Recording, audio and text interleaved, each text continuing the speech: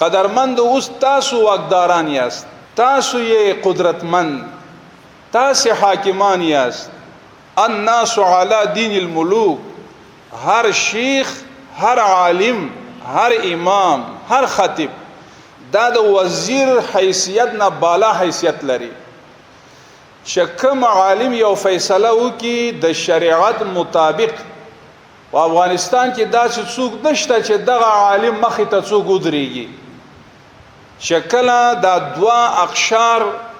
علماء کرام، شیوخ عظام، ائمه کرام، خطیبان، استادان او زمون متنفذین مخور او شملور